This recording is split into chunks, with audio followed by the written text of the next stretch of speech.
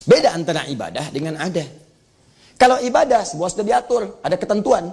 Dari nabinya ada, dalil ada, contoh ada, itu ibadah. Tugas saya untuk menyampaikan, bukan memaksa. Nabi aja ketika berdakwah, turun ayat, fadzakir innama anta mudzakir, lasta alaihim bimusaitir. Muhammad ingatkan, tugas kamu ngingatin orang, bukan maksa orang. Seorang Nabi Muhammad manusia paling takwa, surga terjamin, sangat dekat dengan Allah, luar biasa. Tugasnya hanya mengingatkan, bukan maksa. Saya di hidayat, Nabi bukan, Rasul bukan, surga belum jelas, amalan berantakan, hisab menegangkan. Kemudian di pagi ini pengen maksa Anda, saya siapa? Saya masih sehat. Ya. Yuk dalil. Ini kita bagi dua. Ini yang mengerjakan, ini kemudian yang tidak mengerjakan. Nah.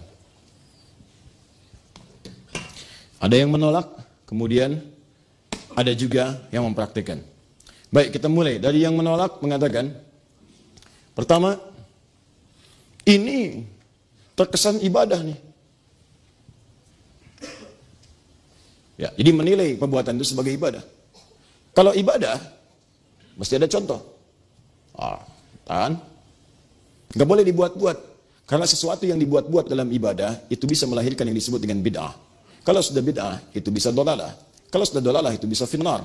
Di antara dalilnya turunkan misalnya hadis riwayat Abu Daud nomor hadis 4301 4301. Baik, mari kita lihat pelan-pelan misalnya.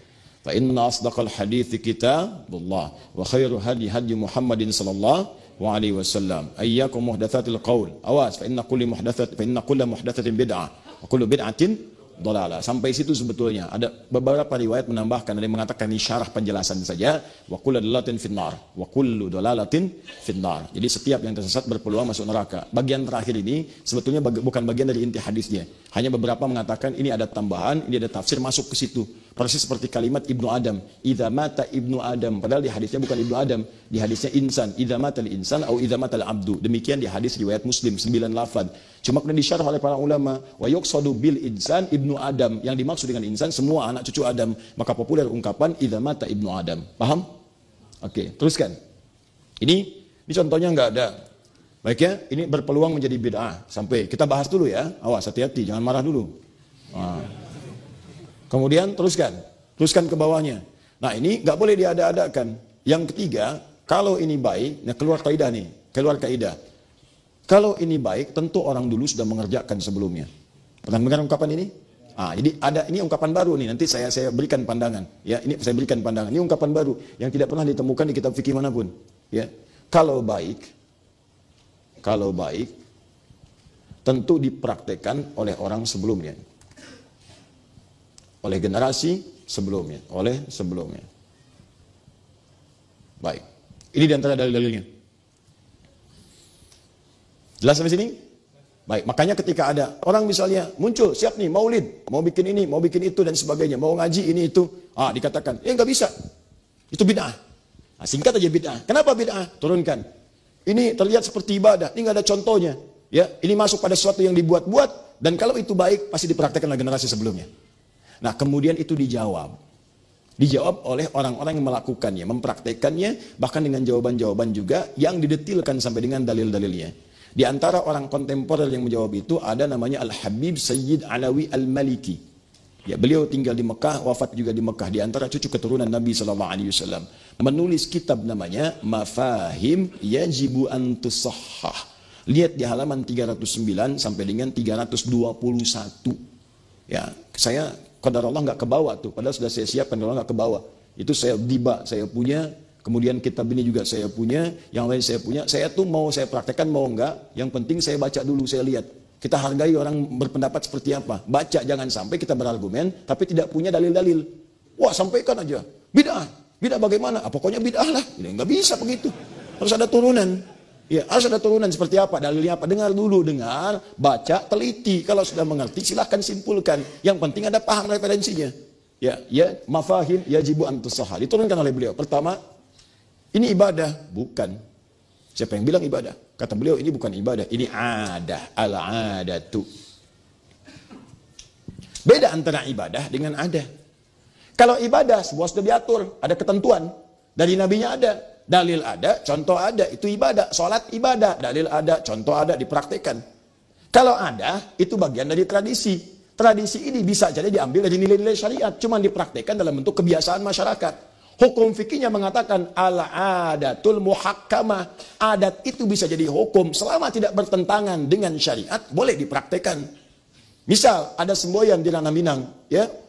Adat bersanding syarak, syarak bersanding kitabullah. Adat itu bersanding dengan syarak, bersesuai dengan syariat. Syariatnya berpedoman pada kitabullah. Kalau nggak bertentangan, praktekkan. Itu jelas. Al-adatul muhakkamah. Adat dibagi dua. Ada adat urusan dunia, dunia saja. Adat yang jadi hukum, urusan dunia. Misal, urusan dunia, urusan toilet. Cicahem dengan misalnya yang satu lagi terminal, apa namanya? Leuwih Panjang. Panjang sampai sekarang dia. Itu Leuwih Panjang dengan Cicahem. Masuk toiletnya beda. Cicahem 1.000 misalnya, Leuwih Panjang 2.000. Hukum Cicahem 1.000, Leuwih Panjang 2.000. Tiba-tiba Anda biasa ke Cicahem, masuk ke Leuwih Panjang, masuk ke toilet. Bayar 1.000, kata orang Leuwih Panjang, Pak 2.000. Nggak bisa, biasanya 1.000. Adat di situ, awas hati-hati, adat di situ berbeda jadi hukum, jadi kebiasaan. Kalau sudah kebiasaan, Anda nggak bisa tolak. Itu urusan dunia. Sama bahkan ke istilah. Di sini pisang itu pisang, gedang itu pepaya. Awas, masuk ke Jawa, gedang itu pisang. Awas, jangan itu sayur. Silakan. Monggo niki, ini nasinya loh ya. Niki jangan dimakan. Niki jangan dimakan. Nasinya jadi makan, sayurnya enggak. Kenapa niki jangan dimakan? Kan jangan tuh sayur. Ya. Paham? Itu adat namanya. Ada kebiasaan-kebiasaan. Nah, hukum fikih mengatakan urf itu, adat itu kalau masuk pada urusan-urusan terkait dengan praktek-praktek penjelasan atau praktikal nilai-nilai syariat dipraktekkan dalam adat sepanjang tidak bertentangan dengan syariat boleh. Dari mana hukumnya? Nggak usah ambil sekarang, ambil masa jahiliyah. Di jahiliyah ada dua adat. Adat pertama misal saat tawaf. Tawafnya apa? Buka pakaian semua. Tawaf sambil tepuk tangan, sambil siul-siul. Itu nggak usah dipraktekkan. Nggak usah karena bertentangan dengan syariat. Sudah membuka aurat, sudah siul-siul nggak jelas dan sebagainya, nggak ada maknanya. Maka itu tinggalkan. Makanya kalau ada kebiasaan-kebiasaan tradisi yang bertentangan dengan syariat, jangan terlampau kreatif, tinggalkan. Yang kedua, ada adat mereka sejak jahiliyah untuk menghormati orang tua yang baru punya anak pertama. Maka dihormati dengan panggilan abu, dilekatkan nama anak pertamanya. Misal, Nabi Muhammad SAW melahirkan anak pertama namanya Al-Qasim. Maka dihormati takrim namanya Abul Qasim. Pamannya, ada yang dikenal dengan, pernah dengar nama ini, Imran, pernah dengar? Abdul Manaf, paman Nabi. Kalau Abu Talib, nah Abu Talib itu aslinya Imran, ada yang mengatakan Abdul Manaf. Anak pertamanya namanya Talib, kemudian ada Ja'far, kemudian ada Ali. Karena anak pertama namanya Talib, maka dikenal dengan Abu Talib. Nah itu banyak turunan ke bawah untuk sebagai menghargai orang-orang yang baru melahirkan dan baru punya anak pertama. Takrim. Itu dilestarikan sampai masa Islam sampai sekarang. Abu Muhammad, Abu Usama, Abu Husain, Abu Hasan dan sebagainya. Jadi kalau antum misalnya tiba-tiba saya pengen hijrah. Terus ganti nama antum Asep, punya anak namanya misalnya Hasan, jadi Abu Hasan. Ini bukan menunjukkan Anda Islami, bukan. Itu dari tradisi sejak masa jahiliyah. Jangankan Anda, Abu Lahab juga begitu, Abu Jahal juga begitu, dan yang lainnya. Itu tradisi sejak zaman dulu. Cuman diabadikan, dilestarikan masa Islam karena punya nilai-nilai baik. Itu yang disebut adat tidak bertentangan dengan syariat. Paham? Awas, saya belum bicara pilihan. Tugas saya menjelaskan dengan objektif, jangan menutup-tutupi. Sampaikan ini pilihan itu belakangan. Jelas? Jadi paham ya? Jadi ini adat nih bukan ibadah. Kalau ibadah itu ada teknisnya, ada macam-macamnya, ada aturannya. Kami ini kumpul seperti antum kumpul. Antum kumpul itu pengajian. Yang dibahas Nabi, kami juga pengajian. Yang dibahas ini, kumpulannya seperti ini. Kita cuma tradisi seperti antum tradisi. Tradisi kumpul taklim, tradisi kumpul ini. Tapi kan nggak ada contohnya dari Nabi. Ini yang jadi masalah. Apa antum juga ada contohnya? Taklimnya khusus hari Ahad subuh.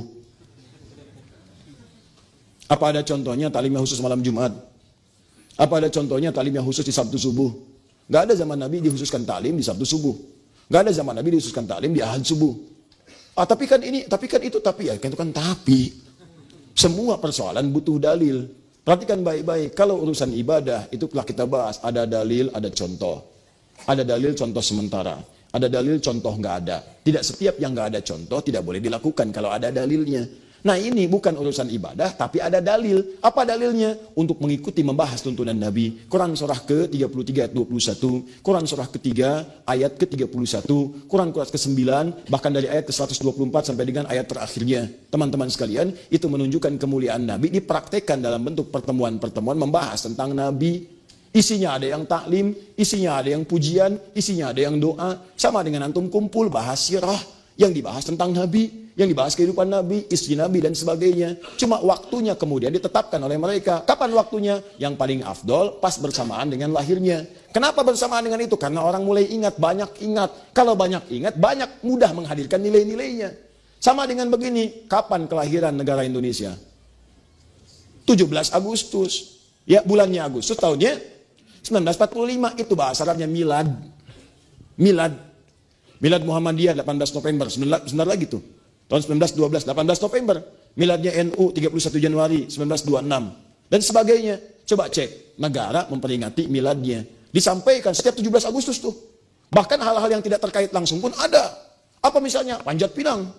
Ayo, siram sama minyak. Naik lagi, merosot lagi. Kenapa sih Pak mesti bikin itu? Menanamkan nilai perjuangan.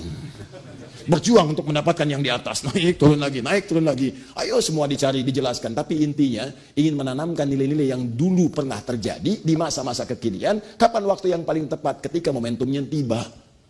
Saya belum pernah mendengar ada yang mengatakan, tuh, milad kemerdekaan, bid'ah. Ayo kalau berani. Paham sampai sini? Jadi, konteksnya ini adalah masuk kepada wilayah adat.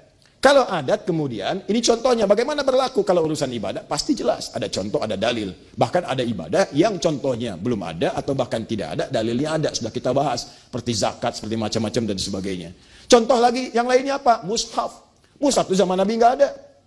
Yang ada tulisan maaf, ada yang batu, ada yang tulang-tulang sudah mengering, ya ada yang pelepah pohon dan sebagainya.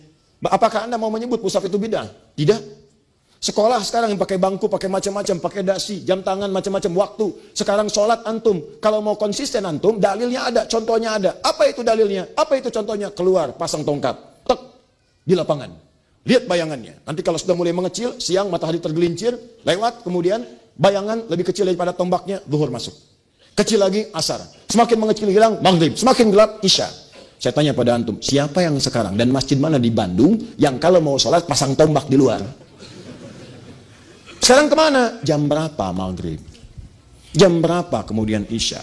Jam berapa zuhur? Saya mau tanya, tunjukkan pada saya satu hadis saja tentang jam di zaman Nabi.